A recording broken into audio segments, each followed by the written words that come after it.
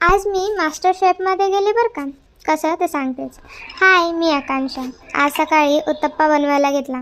त्याच्यासाठी कांदा, टोमॅटो, कोथिंबीर, हिरवी मिरची सगळं बारीक करून घेतलं आणि त्याच्यामध्ये थोडंसं लाल मिरची पावडर आणि मीठ घातलं. मग एक पॅनमध्ये थोडंसं तेल टाकलं आणि डोसासारखं बॅटर स्प्रेड करून घेतलं. वरतून हे सगळं मिश्रण टाकलं आणि थोडंसं झाकण ठेवलं. 5 मिनिटांनी झाकण काढून त्याला पलटी केलं.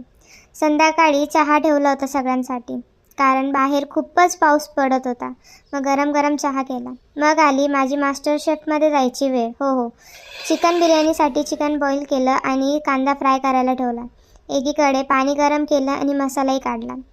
मग टिक्कासाठी चिकन मॅरिनेट करायला ठेवलं आणि बिर्याणी होती तोपर्यंत माझ्याकडे वेळ होता.